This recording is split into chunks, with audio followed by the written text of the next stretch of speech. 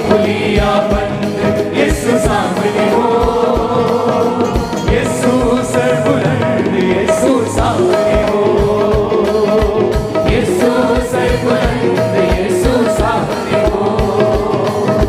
प्यार हो गहरा गहरा सागर से गहरा, होठों पर हो पहरा यीशु का पहरा।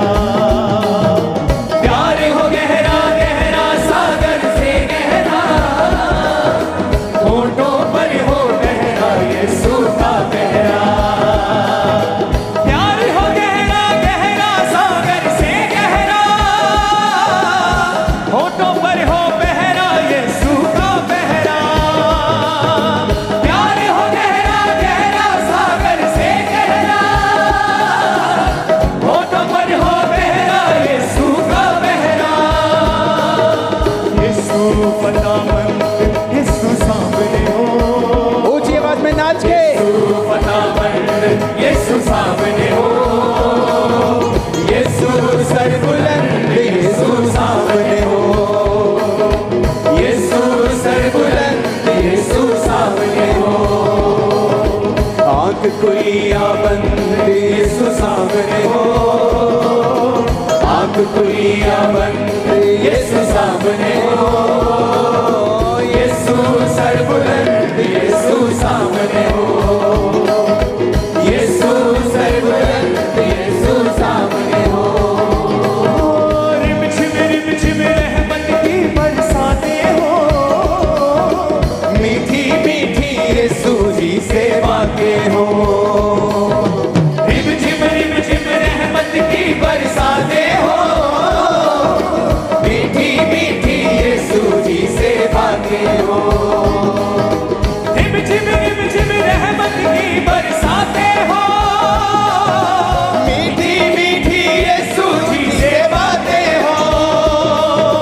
रिमझिम रहमत की बरसातें हो, मीठी मीठी यीशु जी से बातें हो। यीशु अर्ज़मंद यीशु सामने हो, यीशु अर्ज़मंद यीशु सामने हो, यीशु सर बुलंद यीशु सामने हो, यीशु सर बुलंद यीशु सामने हो। आंख खुलिया बंद यीशु सामने हो, आंख खुलिया बंद यीशु सामने हो, यीशु सर बुलंद यीशु सामने हो, यीशु सर बुलंद यीशु सामने हो। खुशखबरी यीशु की यूं फैलाए हम, अपनी अपनी आप सलीब उठाए हम। खुशखबरी यीशु की यूं फैलाए हम, अपनी अपनी आप सलीब उठाए हम। खुशखबरी यीशु की यूं फैलाए हम, अपनी अपनी आप सलीब उठाए हम। खुशखबरी यीशु की यूं फैलाए हम, अपनी अपनी आप सलीब उठाए हम। यीशु दिल पसंद यीशु सामने हो, यीशु दिल पसंद यीशु सामने हो, यीशु सर बुलंद यीशु सामने हो, यीशु सर बुलंद यीशु सामने हो। आंख खुलिया बंद यीशु सामने हो, आंख खुलिया बंद यीशु सामने हो, आंख खुलिया बंद यीशु सामने हो, यीशु सर बुलंद यीशु सामने हो, यीशु सर बुलंद यीशु सामने हो। रिमझिम रहमत की बरसातें हो, मीठी मीठी यीशु जी से बातें हो। रिमझिम रहमत की बरसातें हो, मीठी मीठी यीशु जी से बातें हो। रिमझिम रहमत की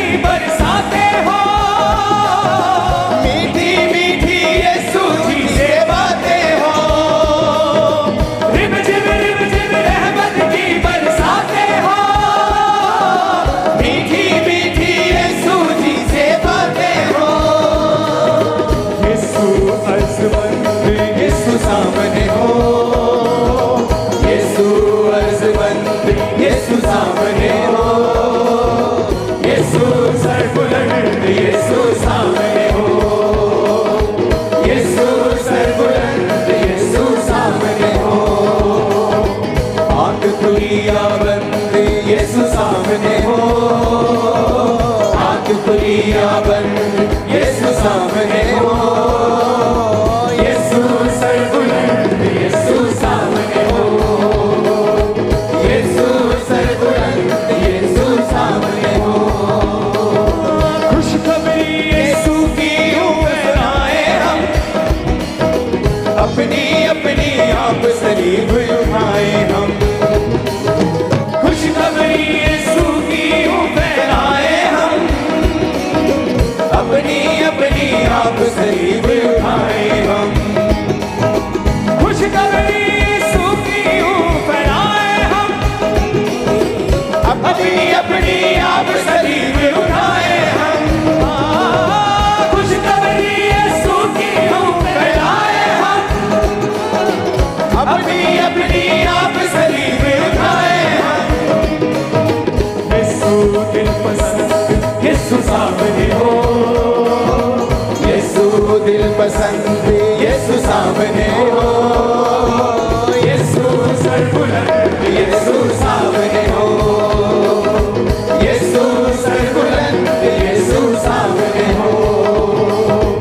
आंख खुलिया बंद यीशु सामने हो, आंख खुलिया बंद यीशु सामने हो, आंख खुलिया बंद यीशु सामने हो, यीशु सरबुलंद यीशु सामने हो, यीशु सरबुलंद यीशु सामने हो। रिमझिम रिमझिम रहमत की बरसातें हो, मीठी मीठी यीशु जी से बातें हो, रिमझिम रिमझिम रहमत की बरसातें हो, मीठी मीठी यीशु जी से बातें हो, रिमझिम रिमझिम रहमत की बरसातें हो, मीठी मीठी यीशु जी से बातें हो, रिमझिम रिमझिम रहमत की बरसातें हो, मीठी मीठी यीशु जी से बातें हो। यीशु अर्ज़मंद यीशु सामने हो, यीशु अर्ज़मंद यीशु सामने हो, यीशु सरबुलंद यीशु सामने हो, यीशु सरबुलंद यीशु सामने हो। आंख खुलिया बंद यीशु सामने हो, आंख खुलिया बंद यीशु सामने हो, यीशु सरबुलंद यीशु सामने हो, यीशु सरबुलंद यीशु सामने हो। खुशखबरी यीशु की यूं फैलाए हम, अपनी अपनी आप सलीब उठाए हम। खुशखबरी यीशु की यूं फैलाए हम, अपनी अपनी आप सलीब उठाए हम। खुशखबरी यीशु की यूं फैलाए हम, अपनी अपनी आप सलीब उठाए हम। खुशखबरी यीशु की यूं फैलाए हम, अपनी अपनी आप सलीब उठाए हम। यीशु दिल पसंद यीशु सामने हो, यीशु दिल पसंद यीशु सामने हो, यीशु सरबुलंद यीशु सामने हो, यीशु सरबुलंद यीशु सामने हो। आंख खुलिया बंद यीशु सामने हो, आंख खुलिया बंद यीशु सामने हो, आंख खुलिया बंद यीशु सामने हो, यीशु सरबुलंद यीशु सामने हो, यीशु सरबुलंद यीशु सामने हो। रिमझिम रिमझिम रहमत की बरसातें हो, मीठी मीठी यीशु जी से बातें हो, रिमझिम रिमझिम रहमत की बरसातें हो, मीठी मीठी यीशु जी से बातें हो, रिमझिम रिमझिम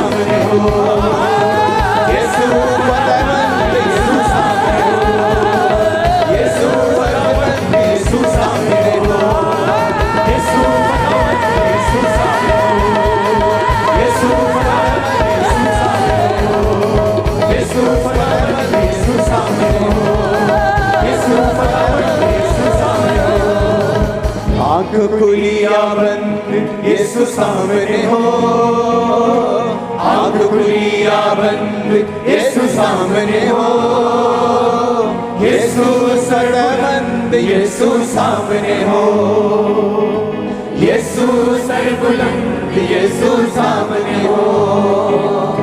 प्यार हो गहरा गहरा सागर से गहरा, होठों पर हो पहरा यीशु का पहरा।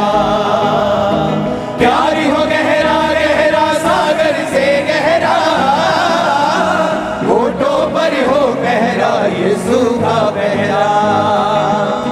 प्यार हो गहरा गहरा सागर से गहरा, होठों पर हो पहरा यीशु का पहरा। प्यार हो गहरा गहरा सागर से गहरा, होठों पर हो पहरा यीशु का पहरा। यीशु फतेहमंद यीशु सामने हो, यीशु फतेहमंद यीशु सामने हो, यीशु सरबुलंद यीशु सामने हो, यीशु सरबुलंद यीशु सामने हो।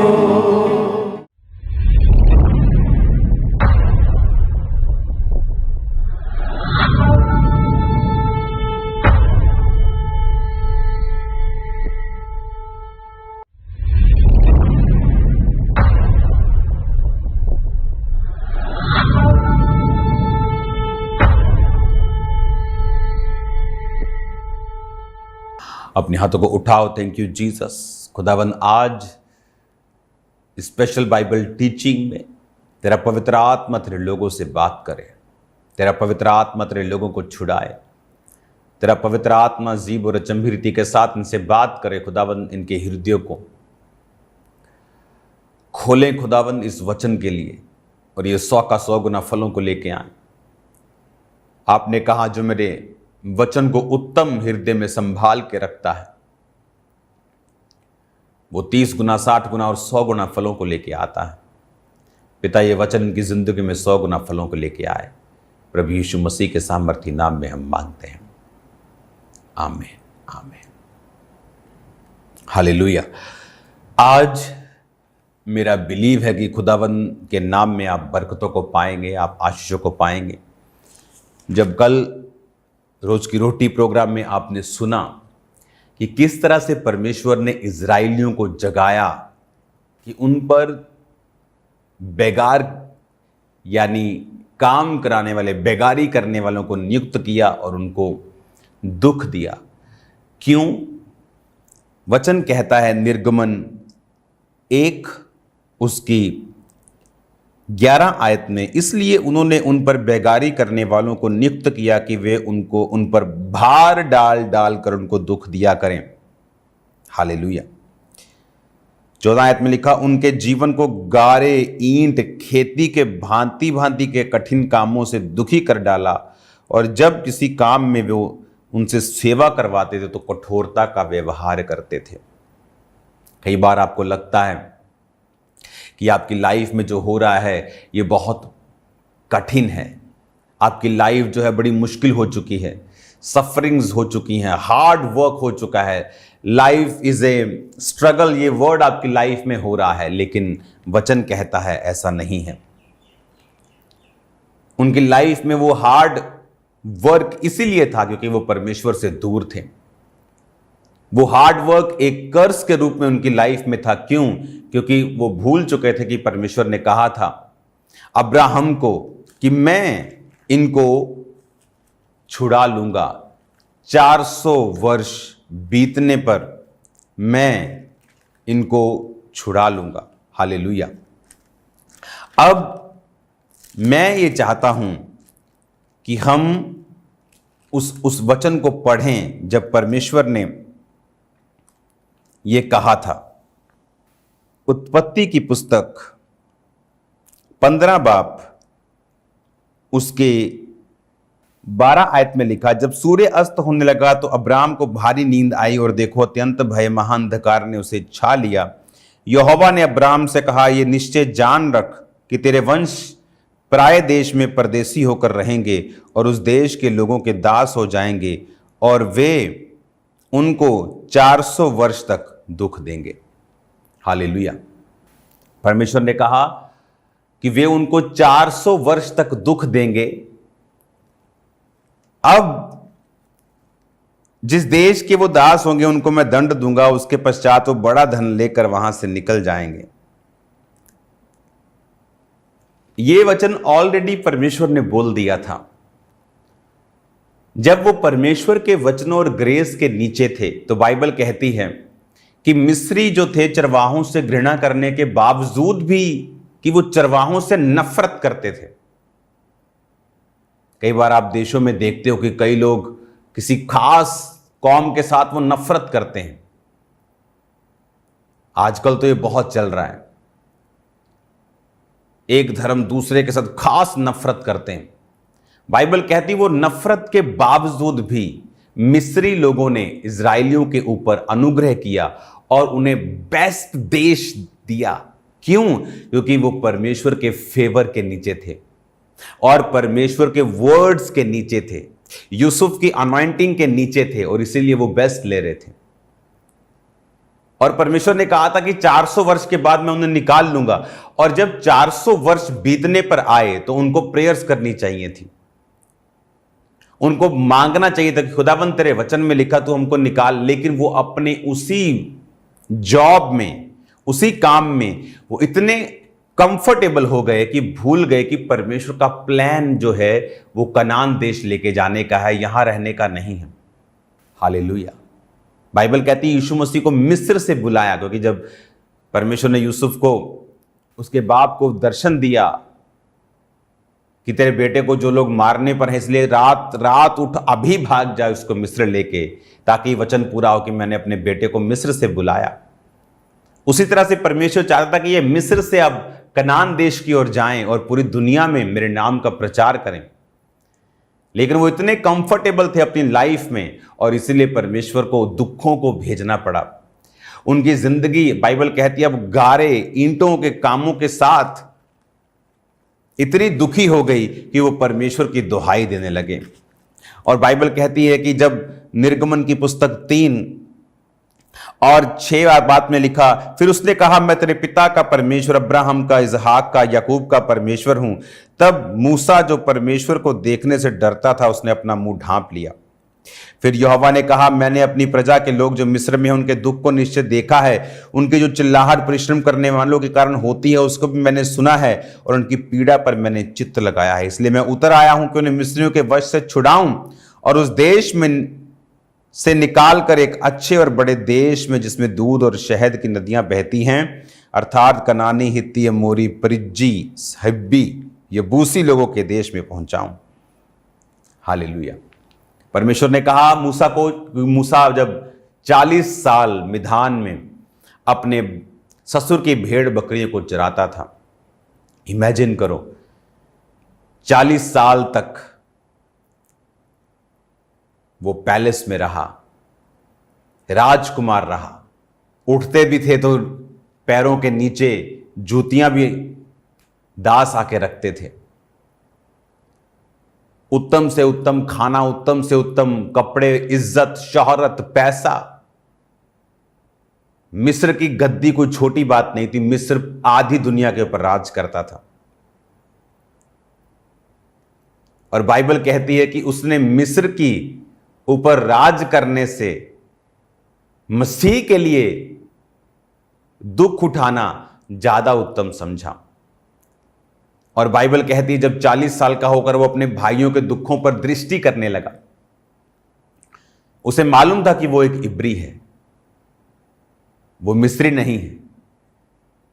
उसे गोद लिया था फिरौन की बेटी ने, उसे नदी में से निकाला था उसने, और उसे मालूम था कि वो एक इब्री है। हालेलुया। आपके पास अगर आप किसी चाइना के बच्चे को गोद ले लें तो उसे बताने की जरूरत नहीं है कि वो चाइनीज है, वो बीच में ही चमकेगा, वो अलग ही तरह का है। उसकी शरीर की बनावट जो परमेश्वर ने उसे दी है वो भी सुंदर है। और आपको मालूम होगा कि ये अलग, वो इब्री था, उससे सब लोगों को मालूम था।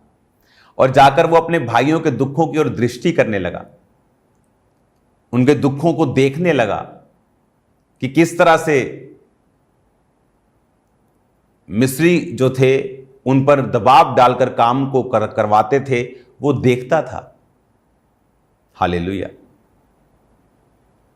और जब एक मिस्री इब्री को मार रहा था तो उसने अपने ही मिस्री को, जिस देश का वो राजकुमार था, उस देश के सिटीजन को उसने मारकर मिट्टी में, बालू में, रेत में छुपा दिया। और जब अगले दिन वो फिर बाहर जा रहा था तो बाइबल कहती दो इब्री आपस में लड़ रहे थे, तो उसने कहा क्यों लड़ रहे हो आपस में, भाई भाई हो? उसने कहा किससे तुझको हम पर न्यायी और हाकिम ठहराया है? क्या जिस तरह तूने कल मिस्री को मार दिया था तो मुझे मारना चाहता है? जब मूसा ने ये सुना, उसके हाथ पैर, सट्टी बिट्टी सब गुम हो गई। उसे मालूम हो गया कि बात ये कत्ल ये खुल गया है। फिरौन को मालूम हो गया, उसने मूसा को मार डालने की युक्ति की और मूसा वहां से भागा और मिधान देश में रहा। शरीर में सेवा नहीं हो सकती, इच्छा से सेवा नहीं हो सकती। मूसा तैयार नहीं था आत्मा में कि इतने लोगों को लीड कर सके, क्योंकि वो पोजीशन, वो पावर खुदाबंद के लोगों को लीड करके कनान में नहीं लेके जा सकती थी। उसे स्पिरिचुअल पावर्स चाहिए थी। तो वो कैसे मिलती? परमेश्वर ने उसे मिधान देश में भेजा। 40 साल, इमेजिन करो, 40 साल परमेश्वर ने उसकी तैयारी करवाई। एक कत्ल करने वाले से ट्रांसफॉर्म होके 40 साल में वचन कहता है कि वो दुनिया का सबसे बड़ा नम्र इंसान बन गया था। मूसा के जैसा नम्र इंसान धरती पर कोई नहीं था। वो 40 साल में उसकी परमेश्वर ने तैयारी करवाई। और जब अभी भी वो भेड़ बकरियों को चराता था, इमेजिन 80 साल का वो था और अभी भी काम कर रहा था। और एक झाड़ी वो देखता है जो जल रही थी। वो जल तो रही थी लेकिन काली नहीं हो रही थी, भस्म नहीं हो रही थी। और ये अचंभा था उसके लिए। और जब वो देखने के लिए उस झाड़ी के पास गया तो आवाज आई, हे मूसा, हे मूसा, अपनी पांव से जूती उतार दे, जिस जगह तू खड़ा है वो पवित्र भूमि है। बाइबल कहती मूसा ने अपना मुंह ढांप लिया, डर गया। परमेश्वर ने कहा, मैं अब्राहम का, इसहाक, याकूब का परमेश्वर हूं। मैं अपने लोगों की चिल्लाहट के कारण, जो परिश्रम कराने वालों के कारण होती है, वो क्यों हुई? क्योंकि उन्हें मालूम था कि 400 साल बीतने पर परमेश्वर छुड़ाएगा, लेकिन कोई प्रेयर्स नहीं थी, कोई फास्टिंग नहीं थी, कोई रोजे नहीं थे, कोई पश्चाताप नहीं था। जैसा चल रहा था वैसा चल रहा था। और परमेश्वर उनको, शैतान को अलाउ किया कि वो उनको दुख दें ताकि वो चिल्लाएं। कहते मां भी दूध नहीं देती जब तक बच्चा रोता नहीं। तो वो रो नहीं रहे थे। 2 तरीकों से आप अपनी जिंदगी में आशीषों को पाते हैं। एक है प्रेयर्स करके, प्रार्थना। आप रोज बैठते हैं बिना किसी चिल्लाहट, बिना किसी इमरजेंसी के। मैंने लोगों को देखा है इमरजेंसी में प्रार्थना करते। अच्छा, बीमारी आ गई, 3 रोजे रख के प्रेयर करो, बीमारी खत्म, प्रेयर खत्म। वो इस तरह से परमेश्वर को इस्तेमाल करते हैं। लेकिन अब परमेश्वर ये चाहता था कि वो 400 साल बीतने पर वो मांगे और चिल्लाएं मेरे सामने कि परमेश्वर अपने वायदे को पूरा कर। पौलुस कहता कि भविष्यवाणी के अनुसार अच्छी लड़ाई को लड़, लेकिन उन्होंने नहीं समझा। परमेश्वर ने मूसा को कहा, अब मैं तुम्हें भेजता हूं, और चिन्ह दिए कि जो हाथ में उसके लाठी थी वो नीचे फेंक और वो सांप बन जाएगी, फिर उठा लाठी बन जाएगी, अपना हाथ छाती पर रखकर ढांप तो वो वाइट हो जाएगा, सफेद हो जाएगा कोड़ से, फिर दोबारा रख के ढांपेगा वो ठीक हो जाएगा। नील नदी का जल तो निकाल कर जमीन पे डाल देगा, वो लहू बन जाएगा। तो परमेश्वर ने उसे बोला कि ये चिन्ह तेरे लिए होंगे, क्योंकि वो जा नहीं रहा था, और तेरा भाई हारून तेरे साथ होगा। अब जा और लोगों को बता कि परमेश्वर ने उनकी प्रार्थना को सुना है और परमेश्वर छुड़ाने के लिए उन्हें तैयार है। और अब बाइबल कहती है, आप किस पोजीशन के ऊपर हैं? क्या आप प्रेयर्स कर रहे हैं परमेश्वर की योजनाओं के हिसाब से? जिस मकसद के लिए परमेश्वर ने आपको चुना है, जिस काम के लिए परमेश्वर ने आपको चुना है, आपको इस्तेमाल करने के लिए, आपको एक खास पर्पस परमेश्वर ने दिया है, क्या आप उसे पूरा कर रहे हैं या नहीं? अगर नहीं तो सफरिंग्स हमें सिखाएंगी। इसलिए लोग बोलते हैं life is a struggle full of ups and downs, लेकिन मसीही लोगों पर यह बात लागू नहीं होती है। जब तक वो परमेश्वर के फेवर के नीचे थे, बाइबल कहती है यूसुफ उन्हें अन्न देता रहा। कौन है यूसुफ? यूसुफ जीसस का एक सिंबल था पुराने नियम का। 30 साल का होकर वो प्रधानमंत्री बना, 30 साल के होकर प्रभु यीशु मसीह सेवा करने लगे। वो उन्हें अन्न देता रहा, वो आज हमें जीवन की रोटी देता है। हालेलुया। उसने उन्हें गवर्न किया, सिर्फ राजा उसके ऊपर था। जीसस क्राइस्ट ने आज हमें हमारे ऊपर राज किया है, और सिर्फ परमेश्वर, जीसस ने कहा मुझसे बड़ा है। न्याय करने का काम जीसस ने कहा मुझे दिया है। यूसुफ के पास भी वो अधिकार था, क्योंकि यीशु मसीह ने कहा था कि जिस तरह सब लोग पिता की जिस तरह इज्जत करते हैं मेरी भी करें। हालेलुया।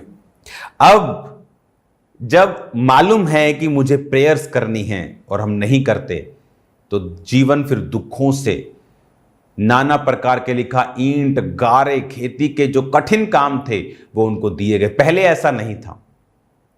पहले बाइबल कहती वो राजा के जो पशु थे उनके ऊपर अधिकारी थे, उनके ऊपर मैनेजर्स थे। हालेलुया। जनरल मैनेजर, कंपनी के सीईओ, ऐसी पोस्ट उनके पास थी। लेकिन परमेश्वर को ना समझने के कारण, परमेश्वर के जो स्टैंडर्ड हैं उसको ना मेंटेन करने के कारण अब वो लेबर में आ चुके थे।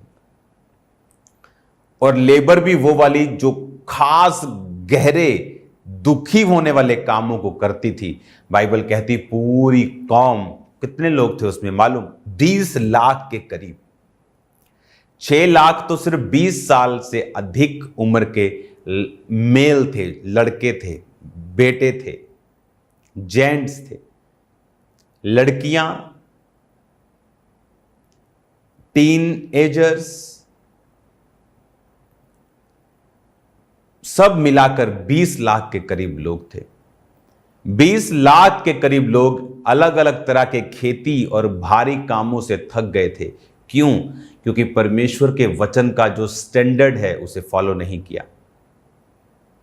उसने कहा जो भविष्यवाणी तेरे विषय में की गई हैं उनके अनुसार तू अच्छी लड़ाई को लड़ेगा, अच्छी फाइट को करेगा। क्या थी वो फाइट? कि वो प्रेयर्स करें, कि वो योजनाएं बनाएं, प्रार्थनाएं करें, फास्टिंग करें, पहले से करके रखें।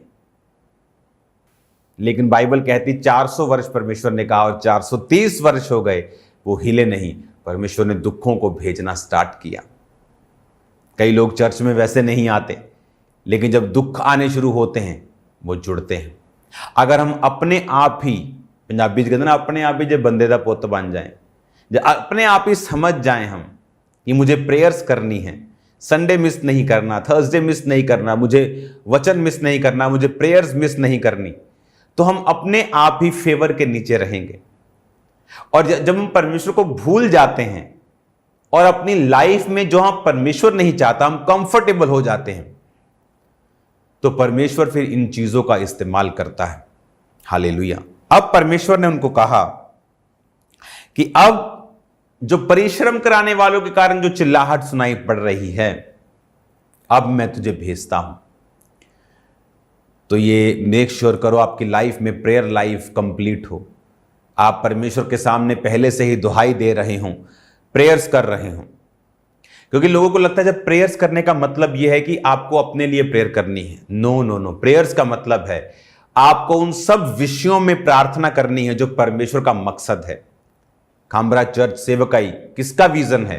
परमेश्वर का। मैं तो उसको जानता भी नहीं था। इमेजिन करो कि 19.5 साल तक मैंने कभी सुना भी नहीं था कि ऐसे घरों में चर्चें लगती हैं या चर्च होती है, मीटिंग होती है, हीलिंग होती है। सुना भी नहीं था यीशु मसीह के नाम को।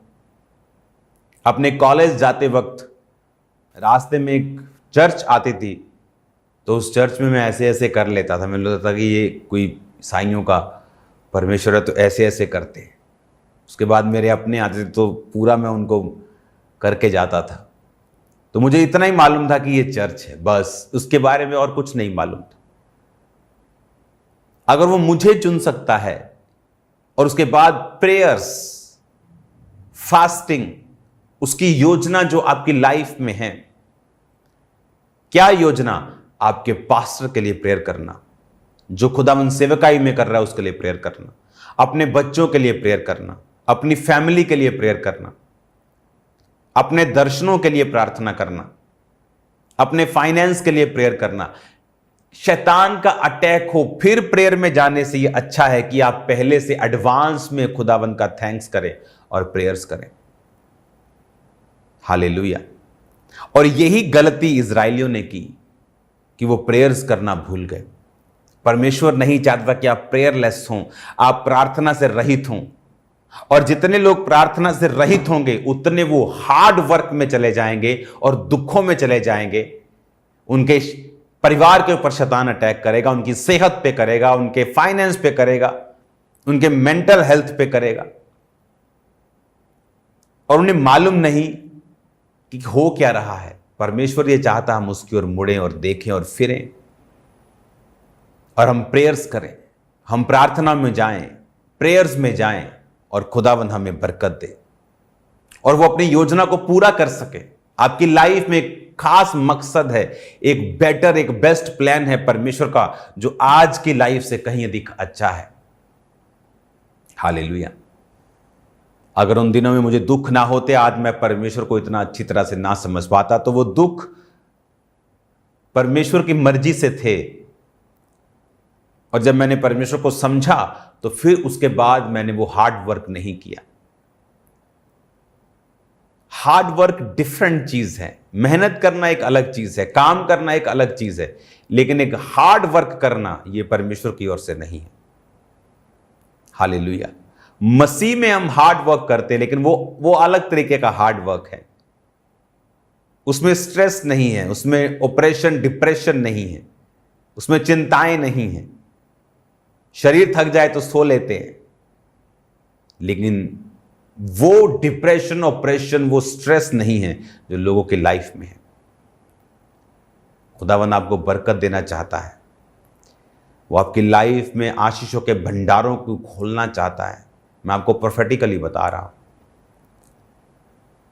वो आपकी लाइफ में वो आपको देना चाहता है जो आपने मेहनत से नहीं पाया, लेकिन आप सेवा से, आप खुदावंद के पीछे चलने से, प्रेयर से पा लेंगे। अपनी लाइफ में एक टाइम बनाओ, अपने परिवार में एक टाइम नियुक्त करो जहां आप डेडिकेट होकर प्रेयर्स करेंगे, कि आप नहीं मौका देंगे कि वो दुखों को भेजे कि आप प्रेयर स्टार्ट करें।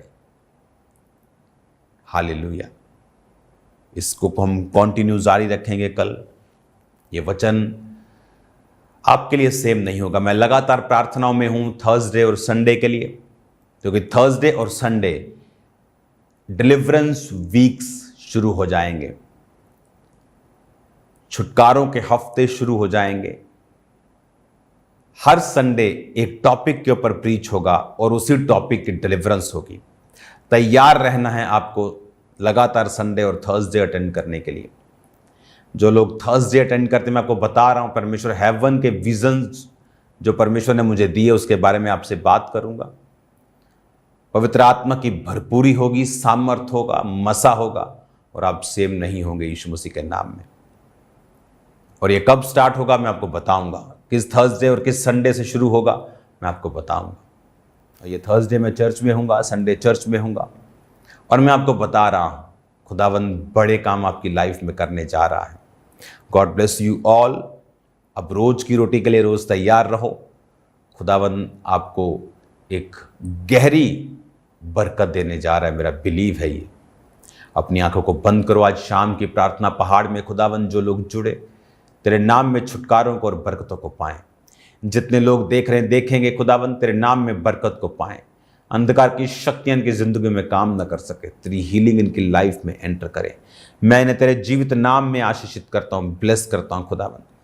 तेरे जीवित नाम में इन्हें आशीषित घोषित करता हूँ खुदावंद। तेरी बरकत इनके परिवारों पर, इनकी लाइफ पे हो, इन्हें चंगा कर, आजाद कर खुदावंद। आज शाम की प्रार्थना पहाड़ में लोग डिलीवरेंस को, बरकत को देखें प्रभु यीशु मसीह के पवित्र नाम में। आमीन आमीन। God bless you all. जो 1 साल का बाइबल का रीडिंग कोर्स भी आप कर रहे हैं, उसे करना नहीं भूलना है, उसे पढ़ते रहना है। मैं तो ब्लेस्ड हूं आपको वर्ड देके। बाइबल इस तरह से मेरे सामने है जैसे मेरे सामने ही सारा कुछ हुआ हो, और खास तब से जब से मैं आपको लाइन दर लाइन आपको टीच कर रहा हूं, तो मैं भी बरकत पा रहा हूं आपके साथ, आपको प्रीच करके, आपको परमेश्वर के वचन को बता के। प्रेयर्स, इसी टॉपिक पे मैं जारी रखूंगा अपने वर्ड को। फ्राइडे से थर्सडे में चर्च में हूंगा, तो प्रेयर्स को खींच के रखना अपनी लाइफ में अगर आप चाहते हो परमेश्वर की प्लानिंग पूरी हो। God bless you all.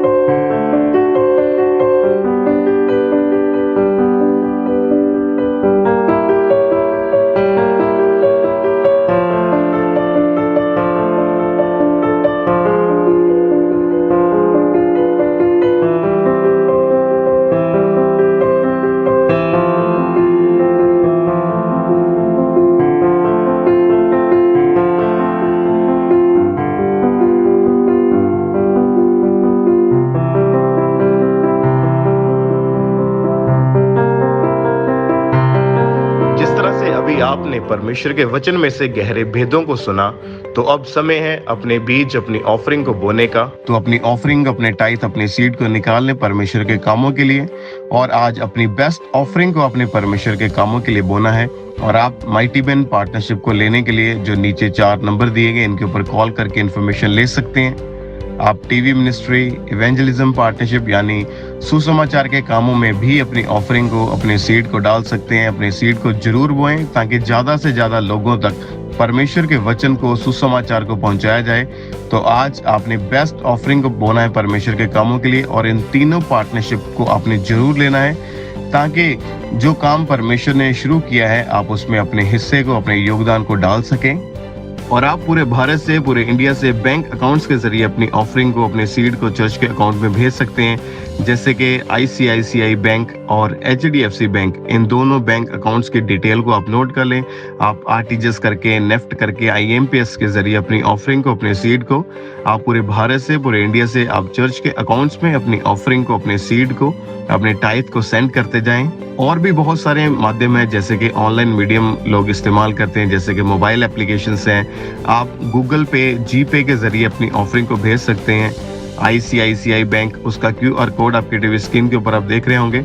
इस QR कोड को आप अपने मोबाइल फोन से स्कैन करें। यदि आप किसी भी तरह का मोबाइल एप्लीकेशन इस्तेमाल करते हैं, वो चाहे गूगल पे है, चाहे फोन पे है, चाहे भारत पे है, चाहे पेटीएम है, चाहे इसके अलावा भी कोई अदर एप्लीकेशन है, तो आप ICICI बैंक और HDFC बैंक के QR कोड को अपने मोबाइल फोन के जरिए स्कैन करके ऑनलाइन तरीके से इजीली अपनी ऑफरिंग को, अपने सीड को आप चर्च के अकाउंट में भेज सकते हैं। और आप में से जो लोग फॉरेन से, विदेश से, आपने ऑनलाइन इस मीटिंग को अटेंड किया है, आपने परमेश्वर के दास के द्वारा परमेश्वर के वचन को सुना है, तो आप भी अपनी ऑफरिंग को, अपने सीड को भेजने के लिए जो आपके टीवी स्क्रीन के ऊपर 3 कॉन्टेक्ट नंबर दिखाए जा रहे हैं, इन तीनों में से किसी भी नंबर के ऊपर किसी भी समय आप कॉल कर सकते हैं। अपनी ऑफरिंग, अपने सीड, अपने टाइथ को भेजने के प्रति यदि कोई भी आप इन्फॉर्मेशन लेना चाहते हैं, तो आप एनी टाइम, एनी डे आप इन नंबर्स के ऊपर कॉल करके, व्हाट्सएप करके आप इन्फॉर्मेशन को, जानकारी को ले सकते हैं, और टीम आपको गाइड करेगी कि आपने कैसे अपनी ऑफरिंग को, अपने सीड को भेजना है।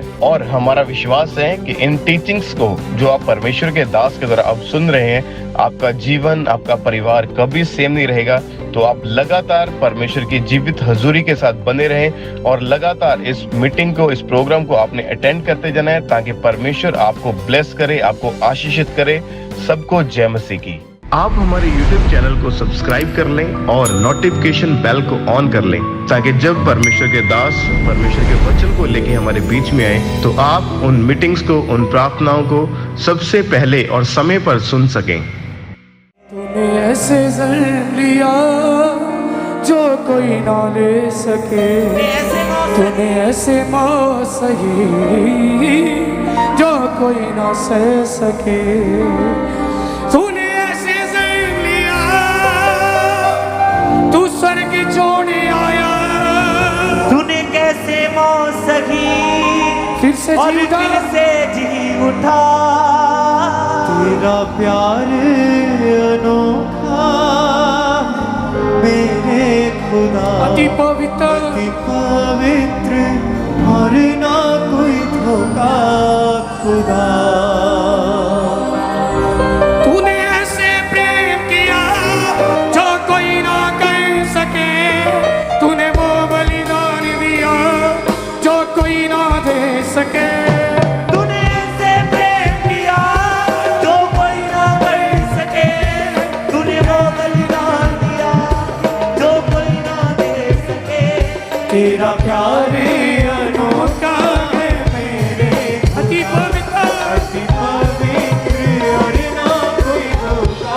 तेरा प्यार अनोखा है, तेरा प्यार अनोखा है मेरे खुदा, अति पवित्र और ना कोई धोखा खुदा। तूने ऐसे प्रेम किया जो कोई ना कर सके, तूने वो बलिदान दिया जो कोई ना दे सके, तूने ऐसे प्रेम किया जो कोई ना कर सके, तूने वो बलिदान दिया जो कोई ना दे सके। तेरा प्यार अनोखा है मेरे खुदा, अति पवित्र और ना कोई धोखा खुदा। तेरा प्यार अनोखा है मेरे खुदा, अति पवित्र और ना कोई धोखा खुदा।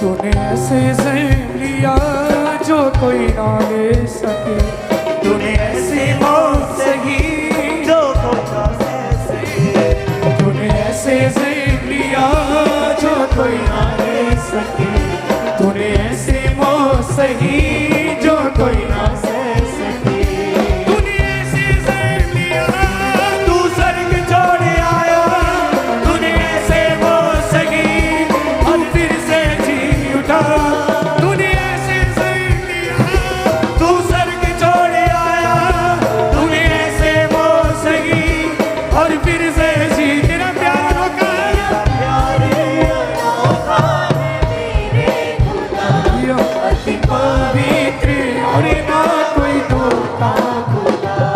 तेरा प्यार अनोखा है मेरे खुदा, अति पवित्र और ना कोई धोखा खुदा। एक मिट्टी का बर्तन लेके कब जीवन का तूने आया, मैं जीवत जान हुआ तूने अपने जैसा बनाया, मिट्टी का बर्तन लेके कब जीवन का तूने आया, मैं जीवत जान हुआ तूने अपने जैसा बनाया, तूने ऐसे मुझे बनाया जो कोई न बना सके, तूने ऐसे मुझे सजाया जो कोई न सजा सके, तूने ऐसे मुझे बनाया जो कोई न बना सके, तूने ऐसे मुझे सजाया जो कोई न सजा सके। तेरा प्यार अनोखा है मेरे खुदा, अति पवित्र और ना कोई धोखा खुदा। तेरा प्यार अनोखा है मेरे खुदा, अति पवित्र और ना कोई धोखा खुदा। तेरा प्यार अनोखा है पवित्र और ना कोई धोखा